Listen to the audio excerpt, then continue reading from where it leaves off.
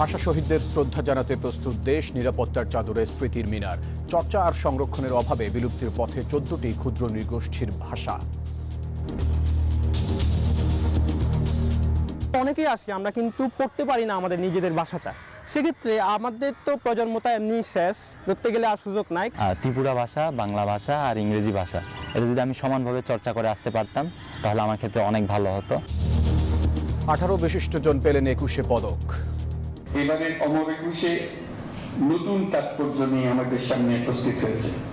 আমরা জানি 21 ফেব্রুয়ারি আমাদের আত্মপরিচয়ের অবিনাশী স্মারক। বিতর্কিত একাদশ-দ্বাদশ নির্বাচনের দায়ে 22 ডিসি বাধ্যতামূলক অবসরে। তালিকা হচ্ছে সবশেষ দামি ভোটের প্রশাসনের খলনায়কদেরও।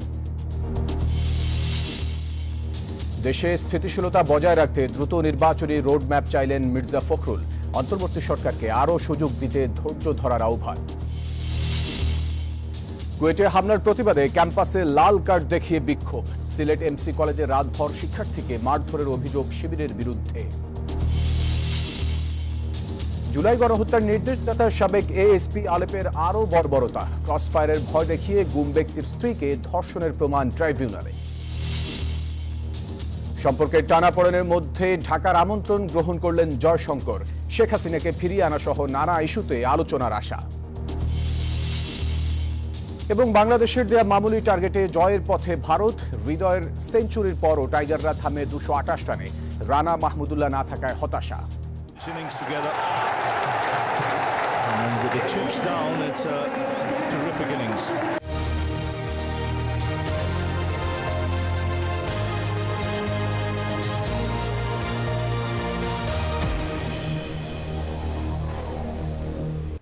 দর্শক স্বাগত নিউজ 24 সংবাদে। পুরো সংবাদে আপনাদের সাথে আছি আমি ফয়সাল মাহমুদ। দেখছিলেন সংবাদ শিরোনামগুলি।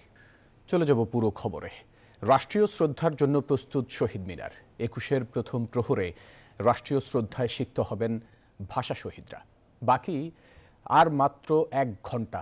ঠিক রাত 12টা 1 মিনিট থেকে মানুষের সব স্রোত এসে মিলতে শুরু করবে স্মৃতির মিনারে। ফুলে ফুলে ছেয়ে যাবে শহীদ বেদি। প্রভাত ফেরি নির্বিঘ্ন করতে শহীদ মিনার ঘিরে নেওয়া হয়েছে কয়েক স্তরের নিরাপত্তা ব্যবস্থা। শহীদ দিবস ও আন্তর্জাতিক মাতৃভাষা দিবস উদযাপন উপলক্ষে প্রস্তুত কেন্দ্রীয় শহীদ মিনার। ধোয়া মোছা আর তুলির আঁচড়ে একটু একটু করে কালো পিচের রাস্তায় ফুটন্ত আলপনার শোভা। এবছর 3টি রঙের মেলা, লাল, সাদা আর কালো। লাল বিপ্লবের প্রতীক, সাদা শান্তির আর কালো শোকের। থাকছে কয়েক স্তরের নিরাপত্তা ব্যবস্থা। বৃহস্পতিবার সকালে কেন্দ্রীয় শহীদ মিনার পরিদর্শনে আসেন ডিএমপি কমিশনার। জানান হামলার কোনো শঙ্কা নেই। এখন পর্যন্ত আমরা নিরাপত্তা সংক্রান্ত কোনো আশঙ্কা দেখি না। এই ব্যবস্থার ভিতরে metal detector, archway checking, manually দেহ তল্লাশির ব্যবস্থা থাকবে। কোনোরূপ কার্য পদার্থ বা বিস্ফোরক বা এরূপ কোনো কিছু যাতে নিয়ে কেউ প্রবেশ করতে না পারে তার জন্য আমাদের ব্যাপক ব্যবস্থা। প্রথম প্রহরে রাত 12টা 1 মিনিটে শ্রদ্ধা নিবেদন করবেন রাষ্ট্রের অতি গুরুত্বপূর্ণ ব্যক্তিরা। রাত 12টা 40 মিনিট থেকে শহীদ মিনার উন্মুক্ত থাকবে সবার জন্য। হামলার সংখ্যা না থাকলেও পরিস্থিতি ঘোলাটে করতে পারে পতিত সরকারের লোকজন। তাই সজাগ থাকার কথা জানালেন ঢাকা বিশ্ববিদ্যালয়ের নিরাপত্তা রক্ষক। আইন শৃঙ্খলা রক্ষাকারী বাহিনীর অ্যাজ ইউজুয়াল যে নিরাপত্তা বলয় থাকে তার চেয়ে এবার একটু বেশি নজরদারি তাদের থাকবে। বিশেষ করে পতিত সরকারের যে দল আছে তারা তাদের দলে না হলেও বেনামে বা অন্য কোনোভাবে এখানে আসার চেষ্টা করেন কিনা বা কোনো রকমের পরিস্থিতি তৈরি হয় কিনা সেই জন্য তাদের বাড়তি নজরদারি থাকবে। এখন অপেক্ষা ভাষা মুক্তির দিনের প্রথম প্রহরের। সবার চাওয়া গুরুত্ব পাক মাতৃভাষার অধিকার। আহাদ চৌধুরী, নিউজ 24, ঢাকা। দর্শক, কেন্দ্রীয় শহীদ মিনার আছেন সহকর্মী নাইমাল জিকো। আমরা যুক্ত হচ্ছি তার সাথে। জিকো, পুরো জাতি প্রস্তুত ভাষা শহীদদের শ্রদ্ধা নিবেদনের জন্য। কেন্দ্রীয় শহীদ মিনারের শেষ মুহূর্তের প্রস্তুতি কেমন দেখছেন? বিস্তারিত একটু জানান আমাদেরকে।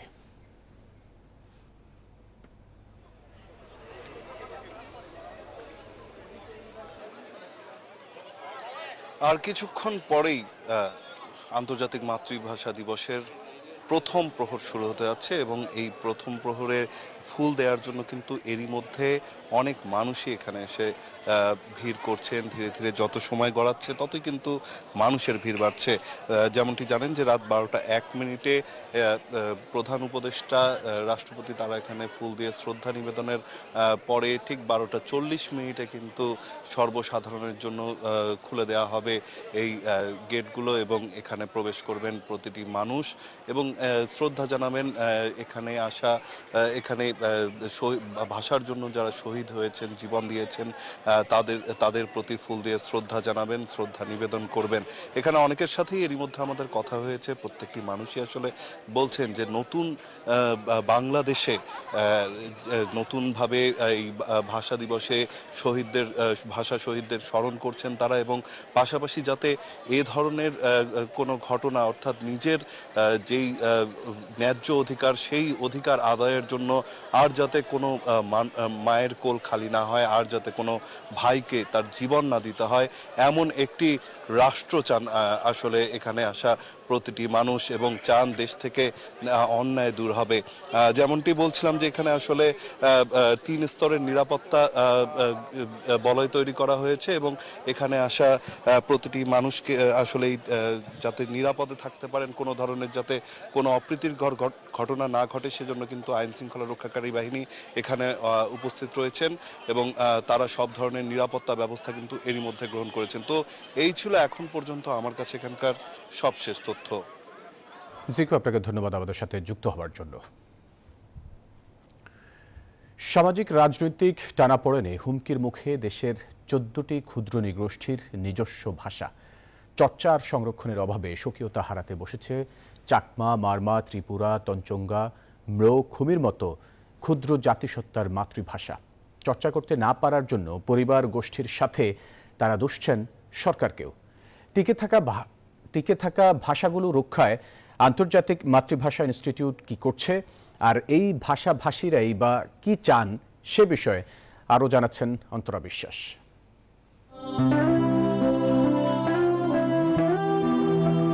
মায়ের ভাষার মান বাঁচাতে জীবন দিয়েছিলেন রফিক, শফিক, সালাম বরকতরা। বাঙালির শির উন্নত করেছিলেন গৌরবে। সেই বাংলায় বাংলা ছাড়াও আছে আরো 40টি ভাষা। ভিন্ন জাতিসত্তার মানুষেরা সেসব ভাষায় কথা বলেন। কয়েকটি বিলুপ্ত হওয়ার পথে, কয়েকটির নেই বর্ণমালা। সবার সাথে বাংলা ভাষায় কথা বলা হয়, শুধু আমি হচ্ছে কি লিখতে পারি না, কারণ ওইভাবে শেখা হয় নাই। অনেকেই আসি আমরা কিন্তু পড়তে পারি না আমাদের নিজেদের ভাষাটা। আমার বয়স যখন 4 থেকে 5, ভালো মতো হচ্ছে ভাষাটাও জানতাম না। তখন আমি একটা প্রতিষ্ঠানে মানে কি আমাকে ভর্তি করে দেওয়া হয় আর কি। তখন অন্যদের সঙ্গে কথা বলতে সংকোচ বোধ হইতো আর কি। তাই চর্চা আর সংরক্ষণের অভাবে মাতৃভাষার স্বকীয়তা হারাতে বসেছে চাকমা, মারমা, ত্রিপুরা, তঞ্চঙ্গা, ম্রো, খুমির মতো আরো অনেক ক্ষুদ্র জাতিসত্তা। চর্চা করতে না পারায় নিজেদের সঙ্গে দুষছেন সরকারকেও। যখন আমরা শিশু থাকি যা কিছু শিখি অনেক তাড়াতাড়ি শিখে ফেলতে পারি, কিন্তু বড় হলে কিন্তু আমরা ওই ভাষাটাকে আয়ত্ত করতে কিন্তু অনেক টাইম লেগে যায়। বাংলাদেশের ম্যাচুরিটির উপর চিন্তা করেছে, অবশ্যই বাংলা ভাষা শিখতে হবে, কর্মসংস্থানের কথা চিন্তা করে। ত্রিপুরা ভাষা, বাংলা ভাষা আর ইংরেজি ভাষা এটা যদি আমি সমানভাবে চর্চা করে আসতে পারতাম তাহলে আমার ক্ষেত্রে অনেক ভালো হতো। সরকার যদি প্রত্যেকটা ভাষার প্রতি নজর দেন, এটা তো আপনার ব্যক্তি উদ্যোগে কিংবা এনজিও উদ্যোগে এগুলো তো বাস্তবায়ন করা সম্ভব না। তো হয় কি আমরা যখন বাংলা ভাষায় শিক্ষা গ্রহণ করতে যাই সেই ক্ষেত্রে অনেকেই ঝরে পড়ার মেইন 2টা কারণ হইতে পারে, একটা দারিদ্র্য হতে পারে আর একটা মাতৃভাষায় শিক্ষার অভাব হইতে পারে। শান্তিময় চাকমাও একজন বিশ্ববিদ্যালয়ের শিক্ষার্থী, পড়ছেন শিক্ষা ও গবেষণা ইনস্টিটিউটে। 2টি উপন্যাসও লিখেছেন, তবে চাকমা ভাষায় নয়, বাংলায়, কারণ তিনি চাকমা ভাষায় লিখতে পারেন না। পরে হয়তো কাউকে দিয়ে অনুবাদ করাবেন। তবে তিনি চাকমাদের ইতিহাস আর ঐতিহ্য সম্পর্কে জানাতে একটি লাইব্রেরি খুলতে চান। আমার এলাকায় একটা লাইব্রেরি প্রতিষ্ঠা করব এবং আমি বা অন্যান্য যে লেখকগুলো আছে তারা যে উপন্যাস, গল্প, কবিতাগুলো লিখে সেগুলো আমি সংগ্রহ করব। 2010 সালের শিক্ষানীতিতে আছে ক্ষুদ্র নৃগোষ্ঠীরা বিদ্যালয়ে নেবেন মাতৃভাষা শিক্ষা, কিন্তু চাকমা, মারমা, গারো, ত্রিপুরা আর মণিপুরি এই 5 ভাষায় বই বেরুলেও নেই পর্যাপ্ত শিক্ষক। আর বাকি ভাষাগুলোর কাজ চলছে বলে জানান আন্তর্জাতিক মাতৃভাষা ইনস্টিটিউটের মহাপরিচালক। 41টি ভাষা বাংলা সহ, সেখানে 40টি ক্ষুদ্র নৃগোষ্ঠী, তার মধ্যে কিন্তু 14টি ভাষাই এই ক্ষুদ্র নৃগোষ্ঠী ভাষা হারিয়ে যাচ্ছে। এটা থেকে উত্তরণের একটিমাত্র পথ হলো শিশুদেরকে সঠিকভাবে এই ভাষা চর্চা করতে হবে। আমরা আপাতত 3টা ভাষা হাতে নিয়েছি, রেংমিচ্চা, কন্দ আর পাত্র। বাংলাদেশের সকল জাতিসত্তার ভাষা ও সংস্কৃতি রক্ষায় সরকার পদক্ষেপ নেবে। আন্তর্জাতিক মাতৃভাষা দিবসে এমন প্রত্যাশা ভিন্ন ভাষাভাষীদের। বিশ্বে প্রতি 2 সপ্তাহে হারিয়ে যাচ্ছে একটি করে ভাষা, আর সেই ভাষার সঙ্গে হারাচ্ছে ওই ভাষালব্ধ জ্ঞান আর ভাষাভাষীদের সংস্কৃতি। বাংলাদেশেও অনেক জাতিগোষ্ঠীদের মধ্যে ঘটতে যাচ্ছে এমন ঘটনা, কিন্তু যে বাঙালি জাতি নিজের মায়ের ভাষার জন্য প্রাণ দিতে জানে, সেই জাতি কি পারে অন্য ভাষাকে বিলুপ্ত হতে দিতে? অন্তরা বিশ্বাস, নিউজ 24, ঢাকা। আগের যে কোনো সময়ের চেয়ে শক্তিশালী দেশের জনতা এমন এক বাংলাদেশ নির্মাণ করতে চায় যেখানে প্রতিটি মানুষের সমান অধিকার নিশ্চিত হবে। কথা জানিয়ে প্রধান উপদেষ্টা অধ্যাপক ডক্টর ইউনূস বলেছেন, 5 আগস্ট ছাত্র জনতার বিজয় যে নতুন বাংলাদেশ গড়ার সুযোগ তৈরি করেছে তা কাজে লাগাতে হবে। 18 ব্যক্তি ও সাফজয়ী নারী ফুটবল দলকে 21 পদক প্রদান শেষে কথা বলেন তিনি। বাংলাদেশে বিভিন্ন ক্ষেত্রে অবদান রাখা 18 বিশিষ্ট ব্যক্তি ও একটি দলকে স্বীকৃতি হিসেবে দেওয়া হলো অমর 21 পদক। অন্তর্বর্তী সরকারের প্রধান উপদেষ্টা ডক্টর মোহাম্মদ ইউনূস তুলে দেন এ রাষ্ট্রীয় স্বীকৃতি। প্রধান অতিথির বক্তব্যে প্রধান উপদেষ্টা বলেন, গত বছর 5 আগস্ট ছাত্র জনতার অভ্যুত্থানে এক নতুন বাংলাদেশ তৈরি হয়েছে। এবারের অমর 21 নতুন তাৎপর্য নিয়ে আমাদের সামনে উপস্থিত হয়েছে। আমরা জানি 21 ফেব্রুয়ারি আমাদের আত্মপরিচয়ের অবিনাশী স্মারক। অধ্যাপক ইউনূস বলেন, নতুন বাংলাদেশ গড়তে উন্মুখ হয়ে আছে তরুণ প্রজন্ম।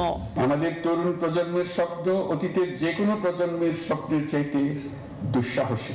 নতুন পৃথিবী সৃষ্টিতে তারা নেতৃত্ব দিতে চায়, সেই নেতৃত্ব দেওয়ার জন্য তারা প্রস্তুত। ভাষা আন্দোলনের শহীদদের স্মরণে প্রতি বছর 21 পদক প্রদান করে বাংলাদেশ সরকার। 1976 সাল থেকে শুরু হওয়া এই সম্মাননা দেশের বিশিষ্ট সাহিত্যিক, শিল্পী, শিক্ষাবিদ, গবেষক, সাংবাদিক, ভাষা সৈনিক, অর্থনীতিবিদ ও সমাজসেবীদের অবদানের স্বীকৃতিস্বরূপ প্রদান করা হয়ে আসছে। Desk report, news 24। Awami League সরকারের 3 বিতর্কিত নির্বাচনে রিটার্নিং কর্মকর্তা থাকা ডিসিদের বিরুদ্ধে ব্যবস্থা নেওয়া শুরু করেছে অন্তর্বর্তী সরকার। এখন পর্যন্ত 2018 সালে দায়িত্বে থাকা 43 জনকে ওএসডি এবং 14 ও 18 সালের 22 জনকে বাধ্যতামূলক অবসরে পাঠানো হয়েছে।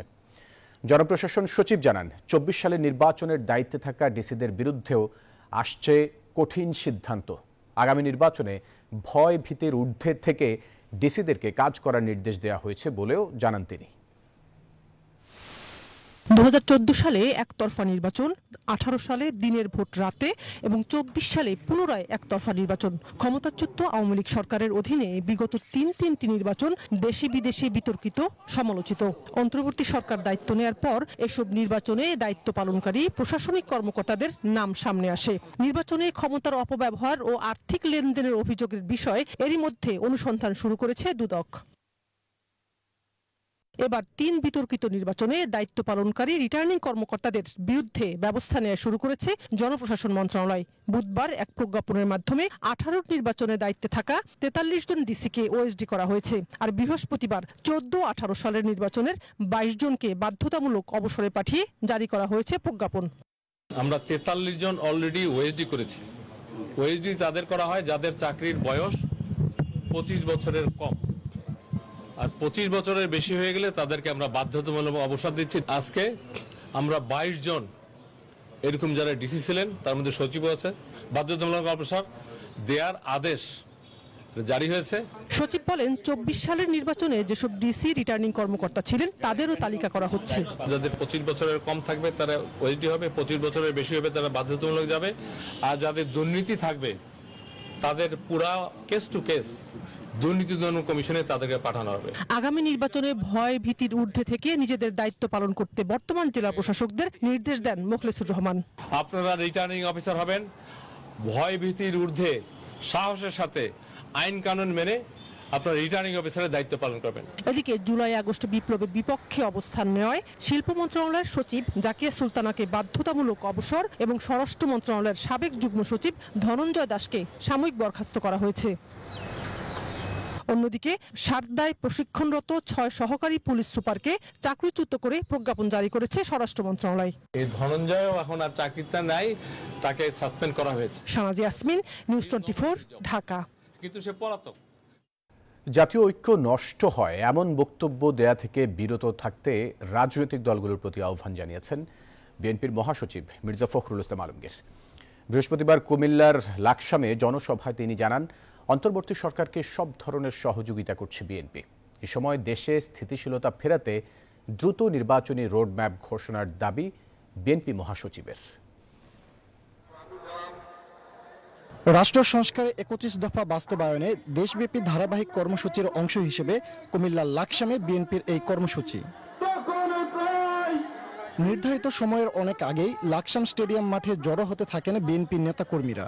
দুপুরের দিকে মনোহরগঞ্জ ও লাকসাম উপজেলা বিএনপির পাশাপাশি অঙ্গ ও সহযোগী সংগঠনের নেতাকর্মীদের সরব উপস্থিতিতে ব্যাপক সমাগম সৃষ্টি হয় আশপাশের এলাকায়।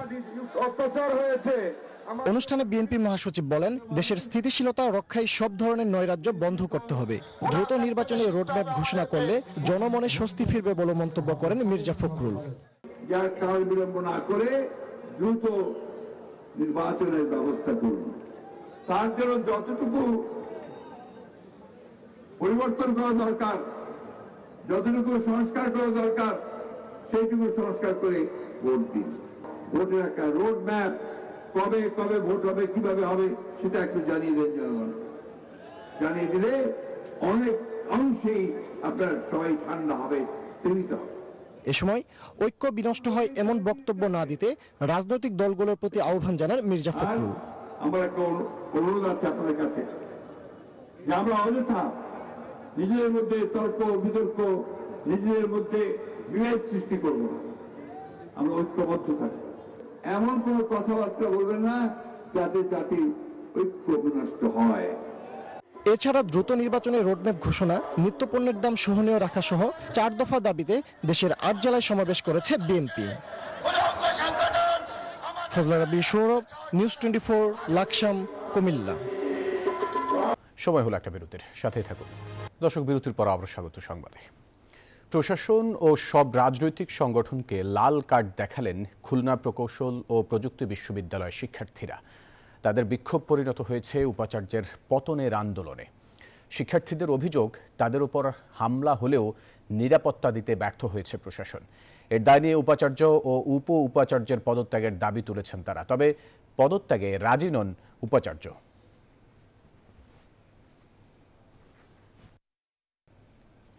কুয়েটের সংঘর্ষের ঘটনায় প্রকাশিত একটি নিউজে কমেন্ট করাকে কেন্দ্র করে সিলেট এমসি কলেজের এক শিক্ষার্থীকে মারধরের অভিযোগ উঠেছে শিবিরের নেতাকর্মীদের বিরুদ্ধে। গুরুতর আহত সেই শিক্ষার্থী Sylhet MAG Osmani medical college হাসপাতালে চিকিৎসাধীন রয়েছেন। হামলায় আহত ছাত্র জুলাই আগস্ট আন্দোলনের সক্রিয় ছিলেন বলে জানা গেছে। এছাড়া আঞ্জুমানে তালামিজে ইসলামীর একজন দায়িত্বশীল তিনি। তবে মহানগর শিবিরের নেতাকর্মীরা বলছেন, এই ঘটনাটির সঙ্গে ছাত্র শিবিরের কোনো সম্পৃক্ততা নেই। বুধবার দিবাগত মধ্যরাতে এমসি কলেজ ছাত্রাবাসে এই ঘটনা ঘটে। সাবেক র্যাব কর্মকর্তা ও এএসপি আলেপ উদ্দিনের বিরুদ্ধে গুম করা ব্যক্তির স্ত্রীকে ধর্ষণের প্রমাণ পাওয়ার কথা জানিয়েছেন আন্তর্জাতিক অপরাধ ট্রাইব্যুনালের চিফ প্রসিকিউটর তাজুল ইসলাম। বৃহস্পতিবার এই কথা জানান তিনি। জুলাই আগস্টে গণহত্যার অভিযোগে এদিন ট্রাইব্যুনালে হাজির করা হয় বেশ কজন আসামিকে। তাদের বিরুদ্ধে অভিযোগের তদন্ত প্রতিবেদন দেওয়ার সময় বেঁধে দেন ট্রাইব্যুনাল। জুলাই আগস্টে যাদের প্রত্যক্ষ নির্দেশে গণহত্যা চালানো হয় তাদের মধ্যে দাপুটে 10 জনকে বৃহস্পতিবার সকালে আন্তর্জাতিক অপরাধ ট্রাইব্যুনালে হাজির করা হয়। আদালতে শুনানি শেষে পুলিশের সাবেক আইজিপি চৌধুরী আব্দুল্লাহ মামুন ও সাবেক সেনা কর্মকর্তা জিয়াউল হাসান সহ আইন শৃঙ্খলা বাহিনীর 8 সদস্যের বিরুদ্ধে অভিযোগের তদন্ত শেষ করতে আরও 2 মাস সময় দেন আদালত। এছাড়া জুলাই আন্দোলনে হেলিকপ্টার দিয়ে গুলি করার বিষয়ে সাবেক আইজিপিকে আগামী 23 ফেব্রুয়ারি জিজ্ঞাসাবাদ করবে ট্রাইব্যুনালের তদন্ত সংস্থা। এই আসামি দাবি করেছেন 6 মাস ধরে তার ব্যবহৃত মোবাইল ফোনটি তিনি খুঁজে পাচ্ছেন না। আব্দুল্লাহ মামুন ফরমার আইজিপি, তাকে আমরা জিজ্ঞাসাবাদ করতে চাই, যেহেতু তার নেতৃত্বে তিনি পুলিশের প্রধান ছিলেন, তার নেতৃত্বে সেই জুলাই আগস্টের সমস্ত হত্যাকাণ্ড, মানবতা বিরোধী অপরাধ সংগঠিত হয়েছিল। তার মোবাইল ফোন থেকে তিনি সোশ্যাল মিডিয়াতে বক্তব্য দিয়েছেন 5ই আগস্টের পরে। সুতরাং তার এই মোবাইলে গুরুত্বপূর্ণ এভিডেন্স আছে, এটা আমরা আমাদেরকে যে কোনো মূল্যে পেতে হবে। এদিকে সাবেক র্যাব কর্মকর্তা আলেপুদ্দিনের বিরুদ্ধে গুম হওয়া ব্যক্তিকে ক্রসফায়ারের ভয় দেখিয়ে তার স্ত্রীকে ধর্ষণের প্রমাণ পাওয়ার কথা জানিয়েছেন ট্রাইব্যুনালের চিফ প্রসিকিউটর। সাবেক র্যাবের একজন কোম্পানি কমান্ডার আলেপুদ্দিনের অভিযোগ সবচাইতে মারাত্মক। তিনি অসংখ্য মানুষকে গুম এবং নির্যাতন করার সাথে জড়িত। একজন আসামিকে গুম করে রাখার সময়ে তার স্ত্রীকে, তার বিশ্ববিদ্যালয় পড়ুয়া স্ত্রীকে তার স্বামীকে হত্যার ভয় দেখিয়ে তাকে বাধ্য করে একাধিকবার রমজান মাসে রোজা ভাঙিয়ে তাকে ধর্ষণ করা হয়েছে। এই তথ্য প্রমাণাদি আমাদের কাছে এসেছে। এছাড়া অন্য একটি গুমের মামলায় সাবেক এসপি মহিউদ্দিন ফারুকীর বিরুদ্ধে আগামী 3 মাসের মধ্যে তদন্ত প্রতিবেদন দাখিলের নির্দেশ দিয়েছেন ট্রাইব্যুনাল। শুনানির দিন ধার্য করা হয়েছে 28 মে।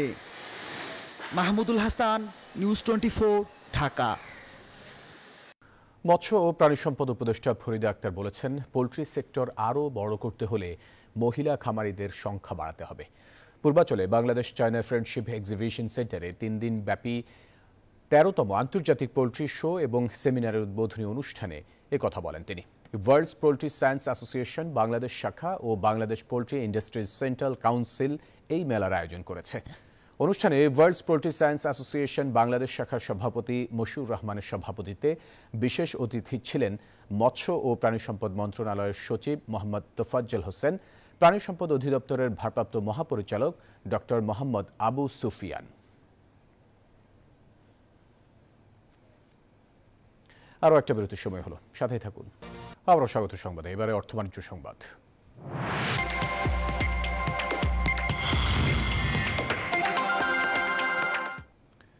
স্কিন কেয়ারের জন্য এসিআই নিয়ে এলো নতুন প্রজন্মের ফর্মুলেশনে তৈরি প্রথম ব্র্যান্ড অ্যাঞ্জেলিনা। সম্প্রতি বর্ণাঢ্য আয়োজনের মাধ্যমে অ্যাঞ্জেলিনার আনুষ্ঠানিক যাত্রা শুরু হয়। এই আয়োজনে ব্র্যান্ড ফেস হিসেবে পরিচয় করিয়ে দেওয়া হয় অভিনেত্রী নাফিজা তুষিকে। এসিআই লিমিটেডের বিজনেস ডিরেক্টর খন্দকার ইশতিয়াক আহমেদ সহ অন্যান্য অতিথিদের উপস্থিতিতে অ্যাঞ্জেলিনা হায়ালুরনিক বুস্টারের মোড়ক উন্মোচন করা হয়।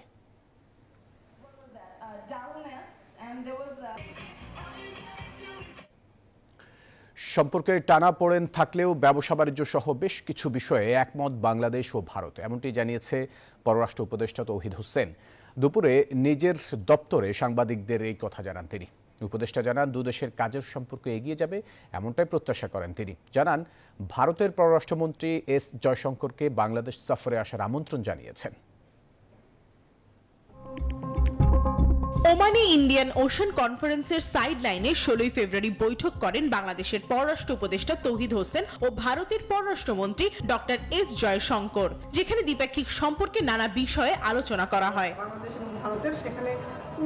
সফর শেষে উপদেষ্টা ফেরত এসে জানান, ঢাকায় পররাষ্ট্রমন্ত্রী পর্যায়ের বৈঠকের জন্য ডক্টর এস জয়শঙ্করকে মৌখিক আমন্ত্রণ জানিয়েছেন তিনি। দুপক্ষের নানা উদ্বেগ নিয়েও খোলামেলা আলাপ আলোচনা হয়েছে বৈঠকে।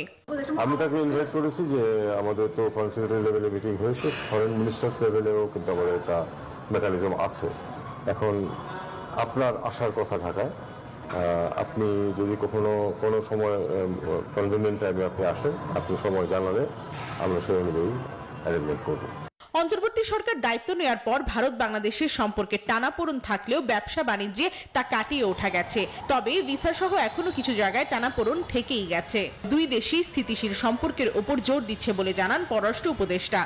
ব্যবসা মোটামুটি পিক আপ করেছে, কিছু টানাপোড়েন এখনো রয়ে গেছে, যেমন ভিসা টিসিলে এগুলোতে প্রবলেম কিছু আছে, কিন্তু দুই পক্ষই আমরা মোটামুটি এই ব্যাপারে একমত হয়েছি যে এগুলি সব দূর করে একটা গুড ওয়ার্কিং রিলেশন যে টার্মটা ব্যবহার করে এটাতে আমাদেরকে বসতে হবে। তৌহিদ হোসেন আরও জানান, বৈঠকে শেখ হাসিনাকে ফেরানোর বিষয়ে কোনো আলোচনা হয়নি। এটা নিয়ে কোনো ওইভাবে স্পেসিফিক আলোচনা হয়নি। আমরা ইন জেনারেল সবগুলি নিয়ে কথাবার্তা বলেছি।